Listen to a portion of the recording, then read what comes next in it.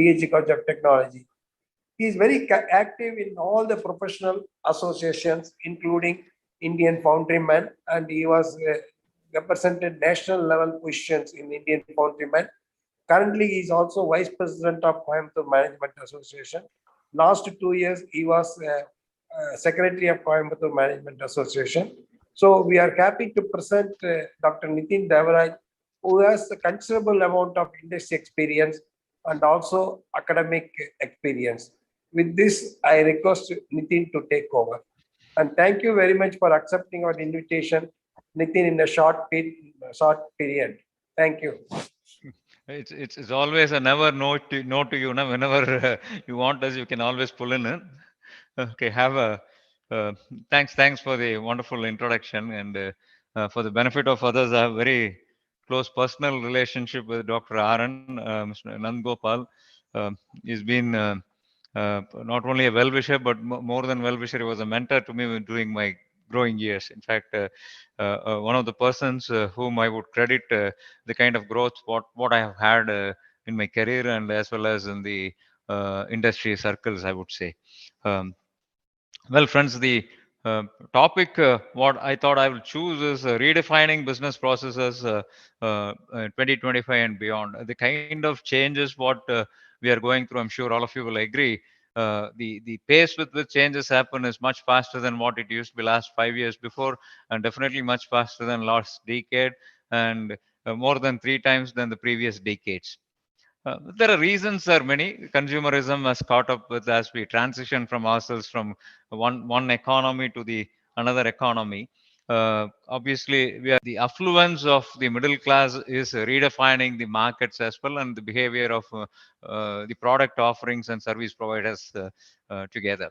Um, well, the we can probably look at the way the world behaves and that of the Indian behavior, whether we like it is a given today, and I'm sure, I'm confident we will achieve that. Having said that, the indicators, obviously it is always crests and troughs when looking at business growth and business uh, degrowth, I would say. But nevertheless, the crests and troughs will always have a growing pattern, though will be there will be ups and downs which cannot be negated for various reasons. There are seasonal behaviors, there are industry based behaviors, the global impacts.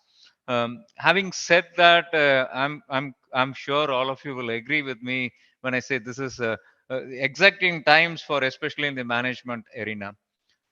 As we move from industry driven by the IT companies, the employee shareholding is order of the day. Uh, with or without shareholding, obviously, what we are looking is ownership based management. Um, Given the changes that happen in the demographic dividend, as the society becomes in the higher echelons at least more and more educated, obviously people are looking for self management. So the layers, the differentiating layers between us and the developed organizations in the developed economies is the multiple, the what we call as a vertical structure, definitely being questioned in the new realms. The position justification, especially for supervisory cadre, superior, immediate superior, then immediate superior, those structure is being questioned. And more as educated youth come into the employment, we are looking at kind of self-managed workforce. This obviously is paven by the geo-social shifts. In terms of geo-social shifts, I think the world is becoming kind of unipolar. Obviously, that's the first shift that will happen, and naturally followed by geo-cultural changes. Now, given the unipolarization in terms of geoculture and geo-society, geopolitics, the world is becoming more divided because of more and more of internal problems. What we are seeing now in the Russian diaspora, then the Iran, what it is going through. Of course, our own neighbors, Pakistan, Bangladesh, Afghanistan, and Sri Lanka is going through. So the geopolitics is going very tough times. Uh, uh, uh, African countries, there is no respite at all from the internal squabblings. So this will continue to be there. I think we will learn to isolate ourselves from these happenings, political happenings. But in terms of geo-economics, the reverse polarization is happening. Earlier days, it is used to be developing economies protecting themselves from the developed economies. But what we are seeing in the recent past is developed economies trying to protect themselves from developing economies for because of more of internal reasons. As much as we would prefer a democratic society as we move forward, whereas the global diaspora, they are all becoming internalized for various reasons, obviously to protect themselves in terms of employment rate, to manage their own inflation, and obviously prevent money from going out of the country. So this right wing mentality is going to be there for at least one decade, till such time they stabilize on the internal economic situations. This will also give rise to another opportunity. We will have more and more of mobile workforce, Indian workforce. In fact, there is a study which I'm also confident of. Probably couple of decades from now, from the early 2040s and probably towards 2050s, I wouldn't be surprised 35% of the global senior management positions are held by Indians throughout the world. And obviously only thing they allow to be is multilinguistic. They should start speaking the language of the country where they want to carve a niche for themselves. If they can do that, this is definitely going to happen. So in terms of geoeconomics, we are looking at reverse polarization. As much as we look at reverse polarization, the world is becoming multipolar, but that is giving rise to other opportunities. Mobile workforce, especially for a country like India, where our leadership pipeline is very good because of the education system what we have come through. And this education system will put all Indians, qualified Indians, in very good position to take up opportunities elsewhere in the world at senior management position. The only thing, they'll have to be multilinguistic. They should be able to speak the language of the country of their own choice. So given this background, as we move towards the 3P approach, what we call as people, planet, and profit, I only wish it doesn't remain in terms of strategy. Not even 0.5% of the organizations are able to commit to this 3P approach world over. Forget about a country like India, where we still have long catching up to do. I mean, people think that it is only the domain of the agglomerates, not even conglomerates, agglomerates. But nevertheless, it will take time. I'm going to give another couple of decades before it sets in as a principle rather than a strategy for all the entrepreneurs first, and then the organizations what they manage. But nevertheless, by force, today, given the shift in employment pattern owing to the demographic changes, people will become the primary resource for either growth of the organization or growth of the products and services.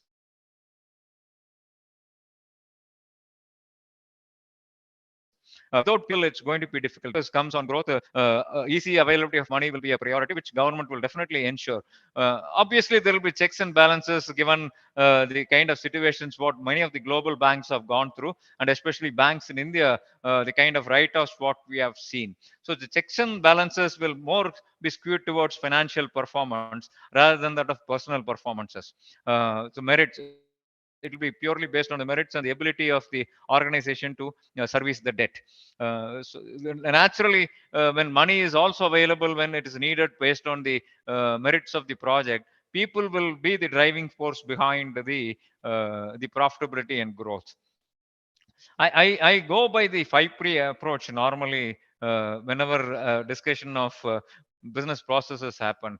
It's the 5P is what I categorize as product, process, people, profit, and then place. the as I mentioned, in terms of economics, the world is becoming multipolar. However, the products will more and more become unipolar. The products will more and more become unipolar, depending upon the ability of the economy to absorb the products and services. The gap between the rest of the world and the country where the product is being introduced will narrow down. It will be the ability of the demography to absorb the products at the prices what it is being offered. For example, today we are talking to Tesla. Tesla, though, is one of the proven products elsewhere in the world. Because of which their own inability to scale up, India is considering twice whether they should allow or not. By the time we decide on Tesla coming in, we will have our own established EVs very well in this segment. That's probably a time gap which strategically the government is giving to Indian manufacturers. But we cannot continue to protect ourselves from these kind of pressures what we'll see from the markets elsewhere. So the social acceptance will become the primary driver for products and services when the market becomes more unipolar in terms of products and services. Having said that, I strongly believe the inside out outside inside approach, where from the market, the classical theory what we apply, with marketing starts in the market then ends in the product what we can offer to. I strongly believe it be an inside outside approach. I have always believed, Dr. Aaron will know, I've always believed you should know very clearly market what the market may want. Market may not even know what they want. So depending upon your ability to offer what you want to give to the market and the market size, we always believe, we have to believe as a good businessman, market may not know what it really wants. So that comes out of tremendous confidence on our ability to offer new products and services, and our ability to be competitive, and our ability to occupy the mind space of the consumers, potential consumers. This is very critical for us to succeed whenever we embark upon the journey of inside outside approach. Definitely, as I said in the beginning, we are moving towards the more and more of innovation era from that of consumer era. So the kind of short product life cycles will be the order of the day. What we used to see purchase for lifetime, especially the consumer durables, it's kind of shrinking. Nobody today purchases for lifetime. By the time they purchase, they start looking at resale value. That's why we are seeing the many proliferation of, if you look at the automotive industry, which is very visible, the second hand car market is now owned by the corporates or the OEMs themselves. Of course, there's more happening formally in the automotive industry. Other consumer durables industry, it is happening more informally. It's well distributed, decentralized. So the people see a very big opportunity, especially in terms of cost of ownership, or the when between the consuming population, they move from one segment to the other segment in terms of demographics. The first time buyers whom we call, instead of going for the new cars, they normally go for second cars, used cars, to probably acclimatize or rent rather than go for a new car at a higher price. And this is true even for the higher end segments, the C and D segments, where the neo socialite, the people who are in the corporates, middle position corporates, also aspire to own D and C segment cars. Okay, again, the first choice will always be the used car. So this market is getting more and more formalized, and obviously the short product life cycle is the order of the day. Then cannibalization will be the most important strategy what the leading corporates will have to adopt. In India, Mahindras are doing extremely well. They kill their own products as quickly as they are introduced. So that is kind of what we call as rejuvenating the market rather than reinventing themselves. Because it is not the new buyers every time. The new attracting new buyers may not be even 10% of more than the people who are replacing the products with the new models. This is true, especially in the consumer durables market. So the ability to cannibalize and the ability to bring in new products, the pace with which you can bring in new products will define the sustainability of the success sustainability of any organization.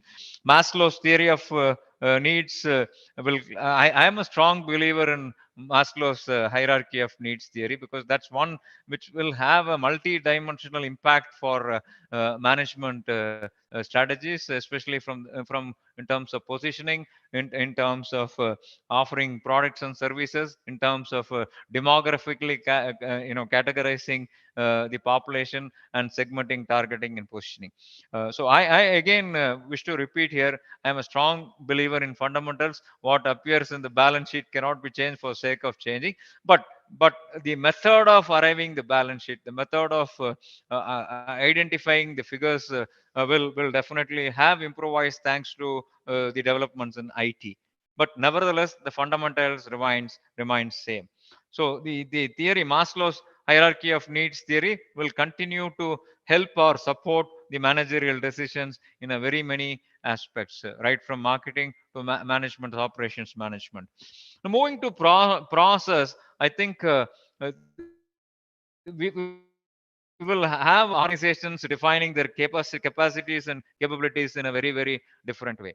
So the capacity building and capability definitions will definitely decide on the size of the organization, the flexibility of the organization, and ability to maneuver the changes at the speed with which it is required.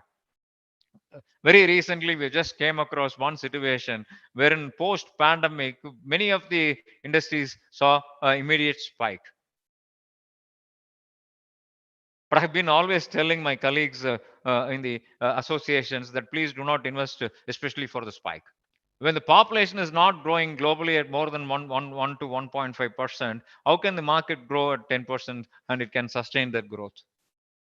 Because indirectly, all the products and services what we make is kind of to be consumed by the population. So naturally, that is a unnatural growth, and this has to be identified well in advance. And I am a strong believer debt should not be funding the growth. It's more of internal accruals that should fund the growth. Because the moment you go for debt, it kind of gives you a fixed cash outflow, which will be difficult, especially to manage in the downward trend. So the sizing up is very important, and as we size up, we have to understand the length and breadth of the spike, whether the spike is sustainable or not. Whether we should. So I always keep telling that people should look at improvements rather than expansions. And if it is definitely required as an expansion plan, then people should be too careful to have at least 120% of the capacity already booked.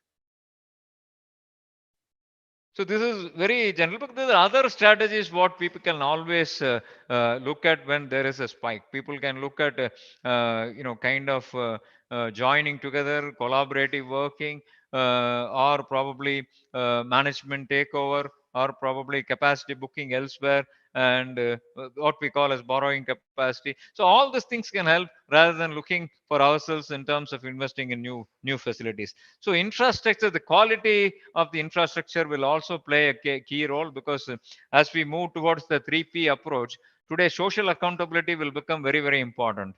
So the moment we look at the newer infrastructure, what we call as the Porter's 5 force model will also play a very important role. Though it's getting continuously redefined because of the emerging international scenarios, especially in terms of geoeconomics, it will continue to reshape the way the business strategies are taken. Obviously, out of the 5 forces, the most important change that will happen in one is in the regulatory. The second one definitely in the way the competition is treated. Today's competition could be tomorrow's collaborators, or you probably a potential target to take over.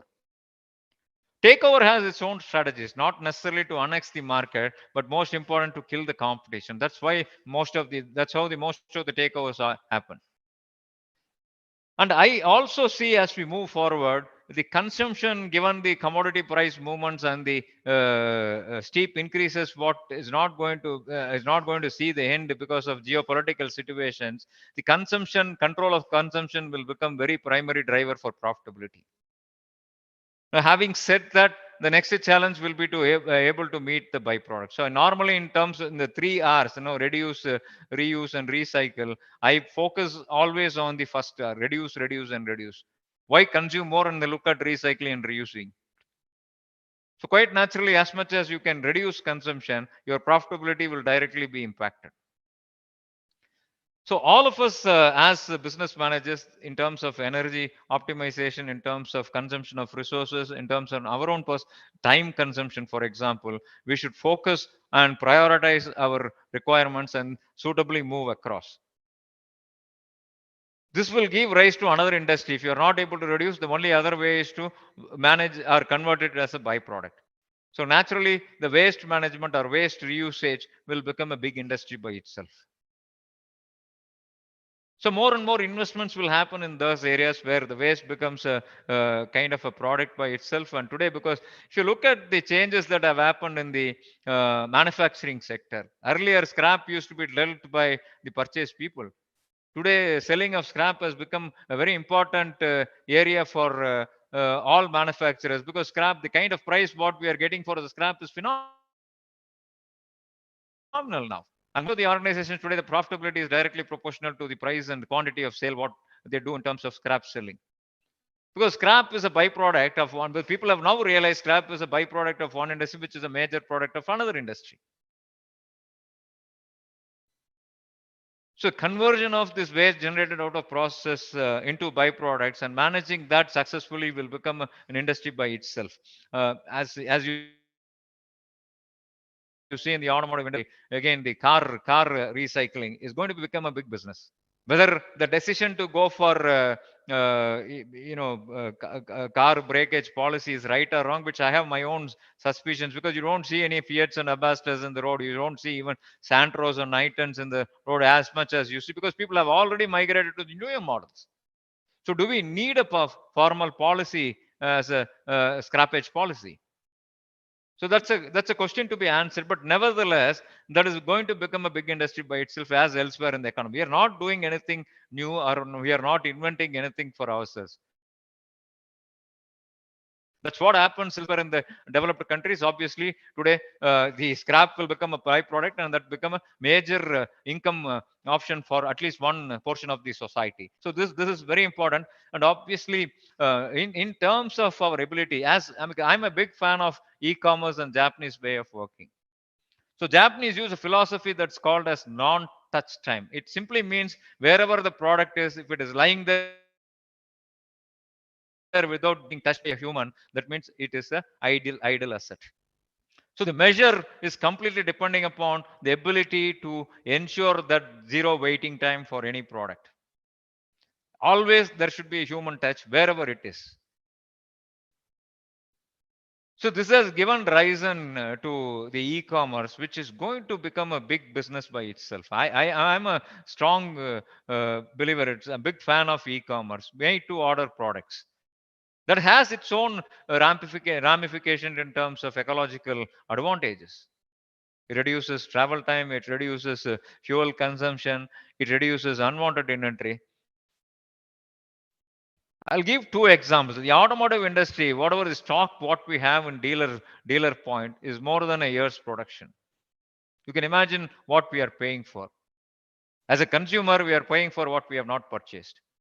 Similarly, in textile industry, there was a study a couple of years before instituted by one of the textile research associations. The kind of clothes that is lying over in the retail outlets, India can survive for the projected population growth without even manufacturing a single meter of cloth. So what are we paying for? We are paying for what we are purchasing, or we are paying for the unsold goods. You walk into the mall, more than 70% of air conditioner is used for the goods that is stored there, not for the people who are moving around inside the malls.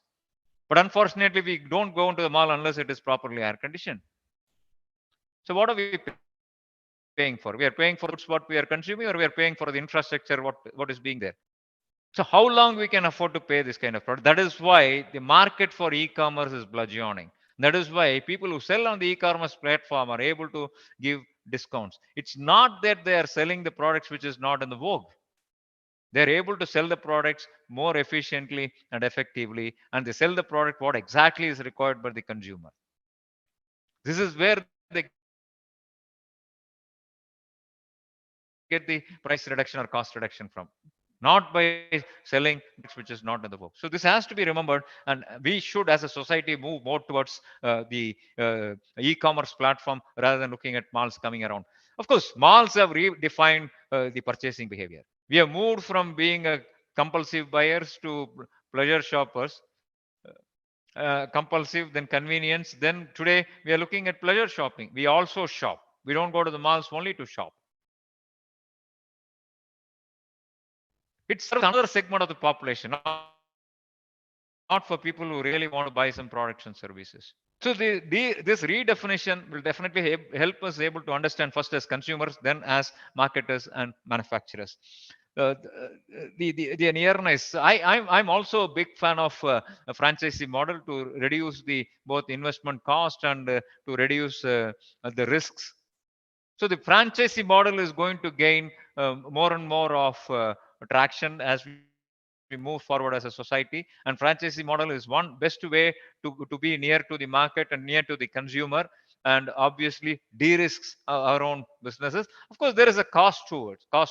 It's a more of shared profits than monopolized profits. So this strategy will also be one of the future strategies, and franchisee business is going to increase leaps and bounds as people look at balancing risks. In fact, Tata's, when they came out with the e-vehicles, they wanted to have distributed manufacturing, at least one manufacturing in every region: southern region, western region, northern region, and eastern region. And Tata's, Ratan Tata, I believe, wanted to have it as a franchisee manufacturing, licensed manufacturing model. But unfortunately, the kind of investment that was required, the private enterprises could not afford to. It has limited both the prospect of the EVs launched by Tata's in terms of marketability, because still they are looking at delivery times in excess of 6 months. And this is also probably which could have been a considerable reduction in cost. The consumer is deprived of the benefit of the reduced cost by the distributed model. But in other consumer durables industry, I will not be surprised if people adopt distributed model in the future. So next, coming to the next P, people. I'm sure all of you will agree the society is becoming inverted triangle, at least in India. Today's employees, sons and offsprings, are tomorrow's managers and software engineers.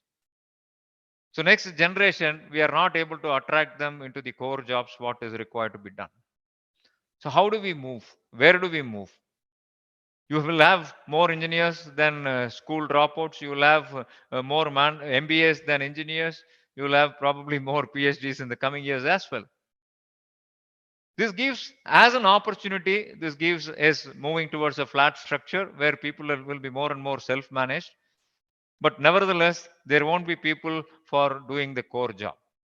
So as we look at pan-Indian employment as of now for doing the hands-on jobs, I will not be surprised if the Indian companies move pan-global, especially pan-Southeast Asian, to attract people from Vietnam or even people from China for that matter, lesser developed economies, or people from Africa for employment.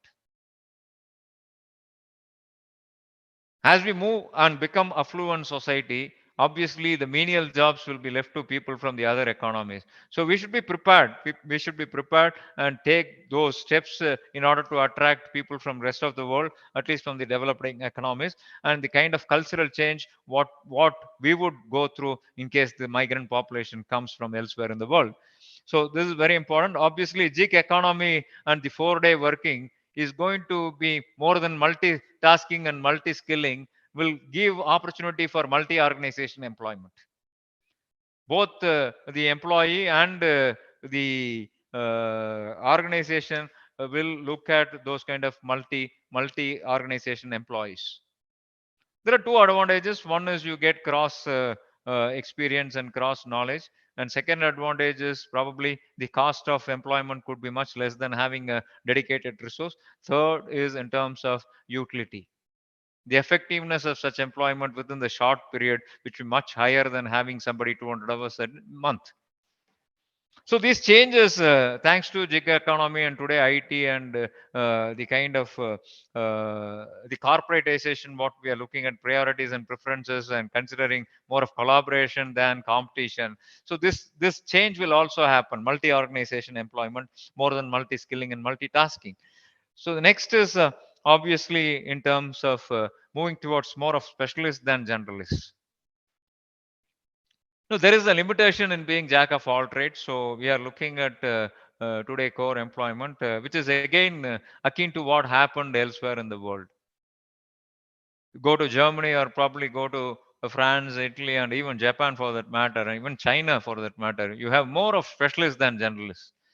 And it's specialists people who grow leaps and bounds than generalists. Generalists become more and more facilitators, non-value adders in terms of. Whereas the specialists who are supposed to be the value adders, their the earnings is multifarious and the growth is completely different. So India, I will not be surprised. India in the next 5 to 10 years moves towards that direction, paving way for the growth of specialists rather than generalists.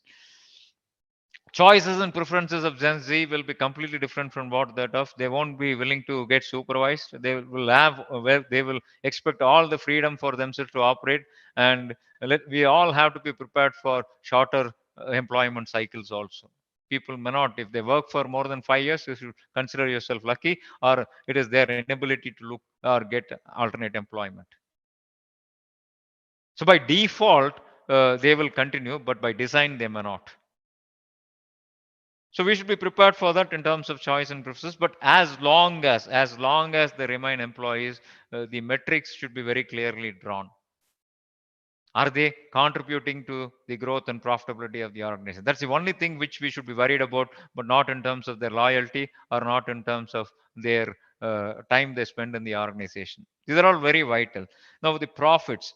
We are most of the when 70% of the economy is driven by MSMEs or dependent on MSMEs.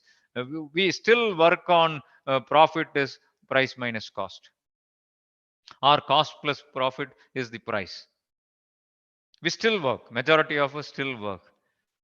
Whereas the global companies, they have moved towards target pricing. Price minus cost is profit. The market leaders have moved towards target costing. Price minus profit is equal to cost. Price is fixed by the market, profit is fixed by the organization, then they engineer the cost. As I said in the beginning, I'm a big fan of Japanese philosophies. Japanese are the one who are very good in it. If you look at their cost structure, it goes during the introductory stage, and then it plummets down when they pick up and they commercialize the products and services. That is very essential. That is why today the so-called the famous three, General Motors, Ford, and Chrysler, we don't even talk about them nowadays. We do not know where they are. And how many of us remember still many of the consumer durables, American consumer durables? It's either Japanese, Chinese, or Koreans, or sometimes Germans or Europeans, we can say. But America, wants a manufacturing economy, today is given way to international brands because of their own inability or change, manage change. Look at Tesla. Despite having one of the most acceptable products in the world, are they able to scale to the required level? They're not able to scale, despite he being what you call one of the most intelligent people on earth. Maverick, most recognized maverick of the recent times, but still is unable to scale up to the required levels. That is where probably Japanese and Chinese are ruling the market. So the growth and scaling up and scaling down will be the order of the day in terms of deriving profits from.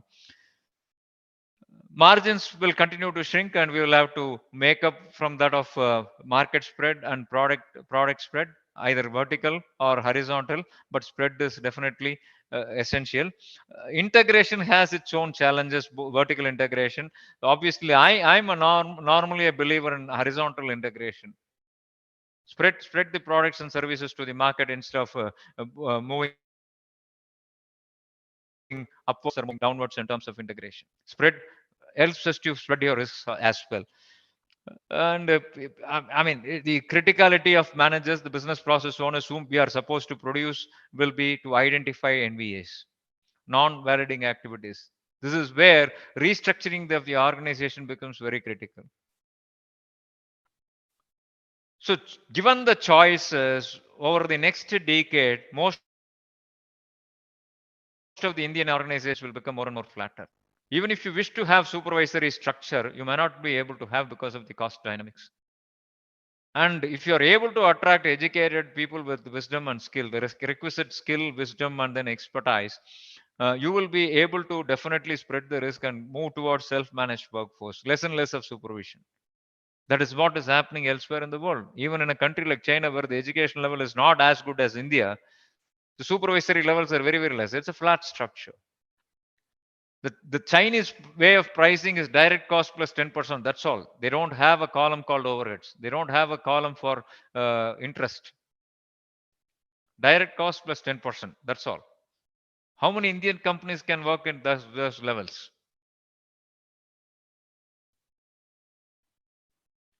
So we are caught between kind of democratic economy and communist economy. We are trying to copy US model, and having been trying to copy the US model, capitalist economy, we are here getting beaten by the communist model, which is behaving in a very autocratic way, Chinese model.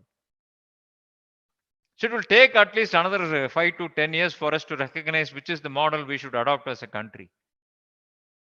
And if the country, in terms of economic strategy, is so confused, you can imagine what kind of confusion they will put in the minds of consumers. Having said that, please don't get me wrong. We are seeing a strong leadership in the last 5 to 6 years, I would say, in terms of running the country, which is kind of giving an opportunity for Indian corporate to establish themselves as a credible alternative in the world. As the country gains recognition as one of the most credible economies in the world, obviously the organizations will also gain the benefit similarly. The dependence, the belief will definitely be much higher than what it should be, or it will be. But having said that, I beg to repeat here, it will take some time for us to decide which way to take and which is the style we should adopt as an economy. As long as we continue to be importing our oil products, we will not be able to move away from that of dollar economy. In fact, I was talking to a banker very recently. Modi is walking at 100 kilometers per hour, but bureaucratic system is not even walking up more than 10 kilometers per hour. Despite taking a decision that India will pay in rupee terms for Russian imports, we are unable to move towards it. We still pay in terms of dollars. That's one of the reasons why India dollar is appreciating vis-a-vis the rupee. So how much we can bear, how much the companies can bear, especially the companies that are focused on internal economy. Slowly, the cost will be passed on to the consumers. And definitely inflation is not going to come down as long as dollar is at 85 rupees. I'll not be surprised if it touches 100 rupees also. Because the fundamentals are so weak, we are unable to control the ascent of dollar with respect to rupee. So as I said in the beginning, thanks to e-commerce, the last mile connectivity has improved. As long as we can have a distributed channel management, localized channel management, the cost of distribution will go down very drastically. So the distribution will become a strategy by itself and a competitive tool as we move forward. Now coming to place. As I said, India in terms of, the world in terms of geopolitics is becoming multipolar, and regional conflicts cannot be avoided because of various reasons. One of the reasons could be because of power. Not when I say power, it's not energy. What I mean, it's because of power. People who give priority to political power rather than anything else. So the conflicts, we have to start living with the conflicts, and we have to be very, very careful about the choice of markets, especially in terms of transaction costs, in terms of the credit rating. So we should take into cognizance all the rating agencies and probably talk to people who are selling already in that market and their experiences. So securing the credit becomes very, very important, and that is also, as I said, going to be a key strategy how to secure our credit. Though the market opportunities will continue to exist, especially exporting to African countries. No, there are regional trade barriers which will come into existence again. For example, China and countries like US or Germany have a lot of non-trade barriers, non-tariff barriers. We will not even be able to identify. That's why today nobody talks about WTO, because most of the philosophies of WTO are not helpful to especially countries like India. In the era of self-protectionism, people have a lot of non-tariff barriers, which will come to know only when we have first-hand experience. So we'll have to be very careful to the kind of risk what we should take, in especially dealing with this kind of economies, protected economies. So that's one challenge what we'll have when we aspire to become exporters and being world global marketers. So that as I said, again, decentralized distribution model even for global markets is very essential. So there are people who want to have the country of origin certificate. So you will continue to be a component suppliers rather than a product suppliers, aiding the country of origin obligations. Should be prepared whether you should focus on process competitiveness or product competitiveness.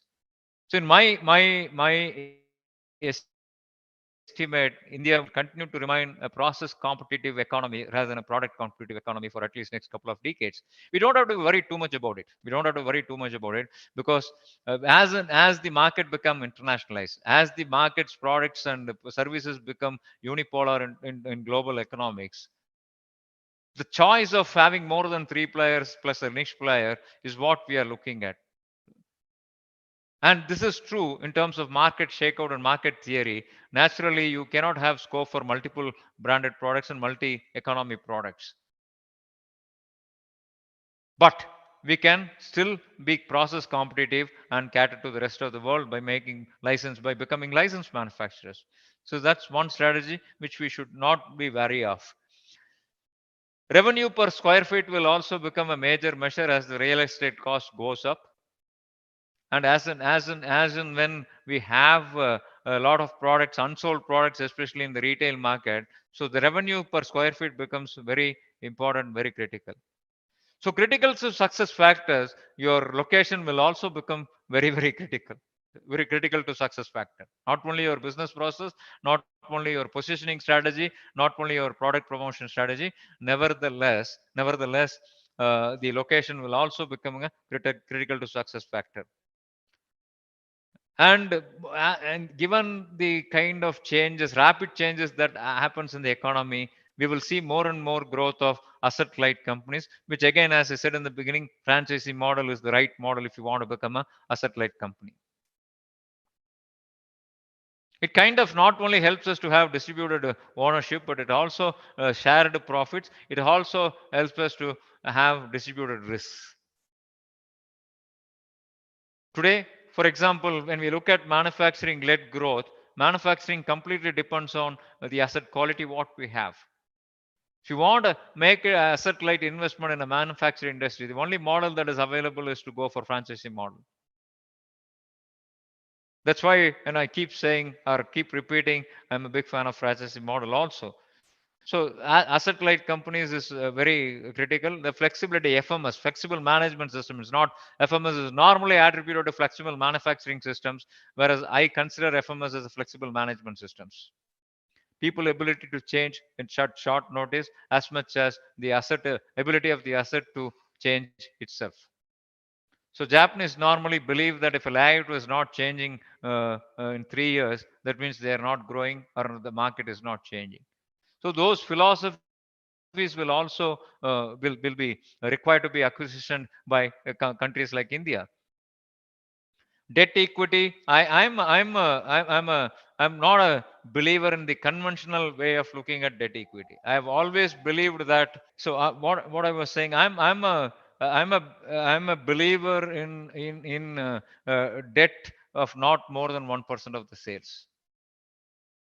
when the profit margins or product sales margins go down to single digit like 7%, 7.5%, and if you still continue to have a debt equity ratio based on your investment balance sheet and that of your inventory, you can't afford to have more than 1% of the sales. So a good entrepreneur, a good businessman always places his debt at not more than 1% of the sales, and this is what I strongly recommend even in the industry circles. As I said, still the critical definitions remain critical. What business we are in and why we are in the business. But only thing, another thing, what has been added to these statements is how long you want to be in the business, whether it is products or even services. I repeat what I said. Two fundamental questions we normally ask as businessmen is what business we are in, why we are in the business. Today, the third thing that has been added is how long we will be in the business or we want to be in the business. For us to define how long we will be in the business, we want to know exactly how long we want to be in the business. As much as entry strategy, exit strategy will become very critical and vital for business success and sustainability. Thanks to IoT and sensors, today Industry 4.0 is very prevalent and people are trying to adopt in various forms. But I've already moved towards Industry 5.0. People will become essential drivers of the change, and people should also become invariable part of the 4.0 process. That is when you achieve the benefits of Industry 5.0.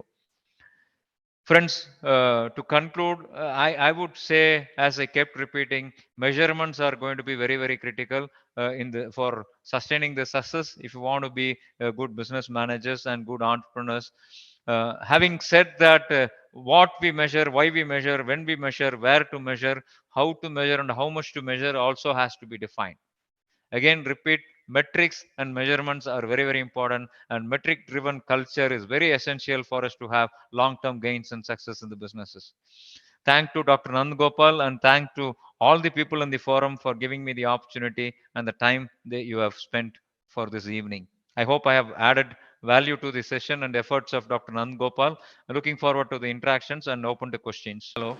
Thank you, Nitin. It was a very excellent session. I think the feedback we got from the participants are really good. And there is a question, Professor Chattopadhyay. He is asking, sir, would you agree that along with the innovation, entrepreneurship will also become part of the new normal? Sir, entrepreneurship is given. The question is very right. Though we use the term entrepreneurship very liberally, I use the term entrepreneurship. Ownership is going to be the order of the day. You can't avoid or probably cannot defy yourself from encouraging people to possess ownership of what business process they are responsible for. And that is when the growth of entrepreneurship happens. There is a limitation. If you all will agree with me, there has been again a proven statistic. uh, Not even more than 10% of the entrepreneurs become successful, especially the first generation entrepreneurs. This being the norm, you will have to move people towards entrepreneurship. People should possess the ownership and people should believe in the ownership, and they should try to dedicate themselves for the organizations they work for. Obviously, you will have profit sharing as one of the strategies for retaining employees. Yes, entrepreneurship is going to be the order of the day, but it will be more of entrepreneurs than entrepreneurs. Hope I have answered the question, sir. Yeah, that's good. Next question is, there is a question on impact of Ukraine on the business.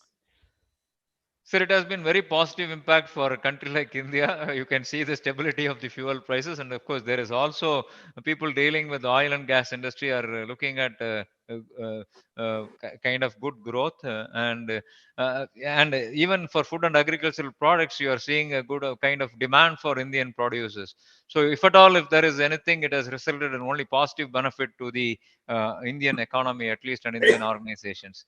Yes, globally, I think we are all waiting for the winter to set in Europe. Only when the winter sets in, we will have the real impact of Russian invasion of Ukraine. When they are kind of see, I can recently one of my cousins participated in a very renowned exhibition in Germany.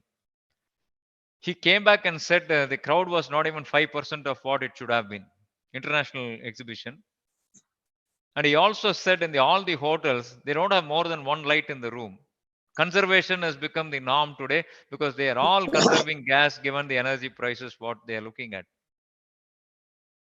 It's going to be very, very tough on Europe and definitely, but for people like China, India, and US, we are looking at positive impact. Whether it is whether we can quote that or not, but definitely this war has resulted in positive impact.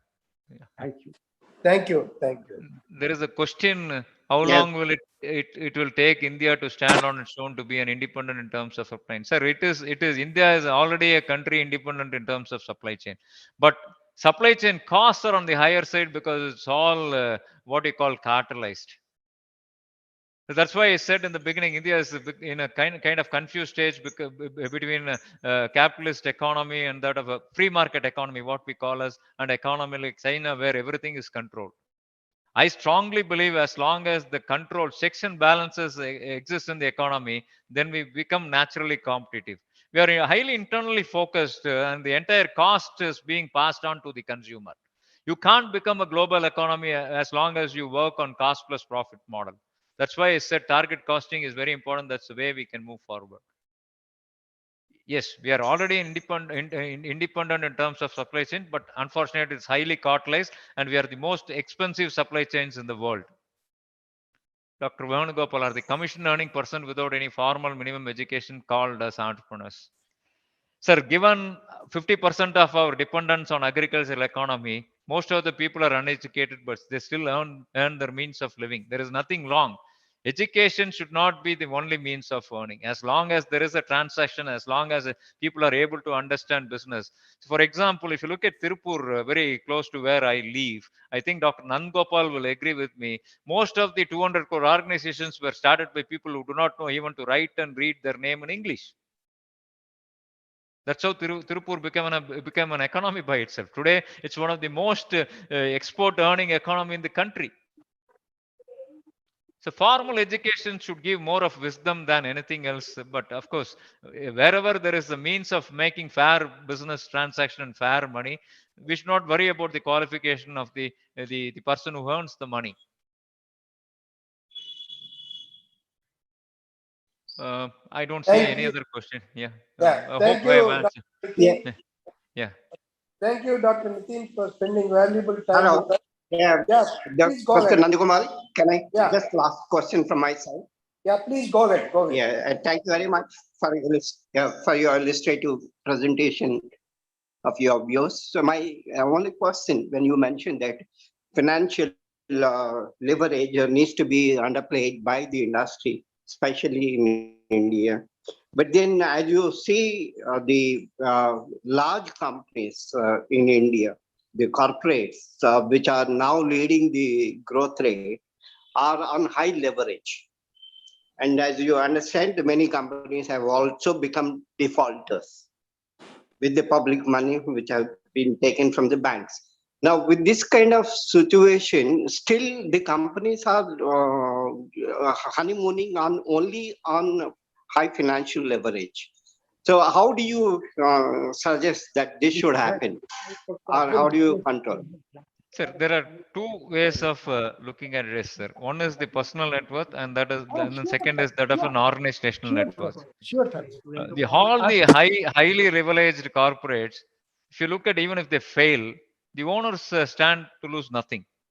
They continue to be rich, or probably their personal net worth might have even multiplied even before they went in for this kind of leverage. But the organization suffers, the business suffers. So that is where the NCLT, or probably what we call as the criminal law, but unfortunately, the government is going backwards from its original intentions. We have to have a strong law of probably taking back all the personal net worth of the individuals if they default on bank loans. That is when the discipline will set in. I mean, see, the advantage what corporates have is, unfortunately, it is a skewed strategy of the bankers as well. They are looking at one customer with 1 lakh crore rather than going for 1 lakh people with 1 crore loan requirement for ease of servicing. And there is, of course, political pressure. That is a different ball game altogether. But as entrepreneurs, as business leaders, I talk about mostly MSMEs where people still rate failures as personal failure rather than a business failure. There, if you really want to succeed and sustain success, you cannot afford to have more than 1% of sales as debt. The traditional method of evaluating debt requirement cannot be used for leveraging. I repeat, unfortunately, in a country like India, personal net worth has nothing to do with business failures or business defaults. People continue to grow in terms of personal net worth, even if the businesses fail. They always have fallback option unless otherwise there is a criminal law which is being implemented in making people pay for their corporate debts. The situation in the country is not going to change, and as consumers will be continuing to pay higher interest costs even for the defaults what the corporates makes. Number one. Number two, if you want to have long-term success, business success, the only way to have is not to have debt more than 1% of the sales. I repeat, not to have more than 1% of the sales. I hope I have answered your question, sir.